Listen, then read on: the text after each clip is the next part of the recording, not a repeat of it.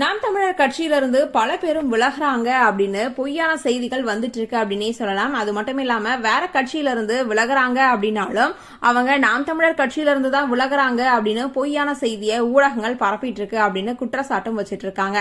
ஏற்கனவே கோயம்புத்தூர்ல இருக்க நாம் தமிழர் கட்சி கூண்டோட வெளியேறிட்டாங்க அப்படின்னு சொல்லப்பட்டாலும் இப்போ இதுக்கான ஒரு பதிவு தான் ஒண்ணு வந்திருக்கு. என்ன அப்படின்னு பார்த்தோம்னா, கோவை வடக்கு மாவட்ட நிர்வாகிகள் எல்லாருமே பேசியிருக்காங்க. நாங்க நாம் தமிழர் கட்சியில இருந்து விலகிட்டோம் அப்படின்ற மாதிரி பொய்யான செய்தி இப்ப பரவிட்டு இருக்கு. நாங்க கட்சியில இருந்து விலகவே இல்லை, ஊடகங்கள் எல்லாமே பொய் சொல்லிட்டு இருக்காங்க அப்படின்ற மாதிரியான கருத்தையும் முன் வச்சிருக்காங்க.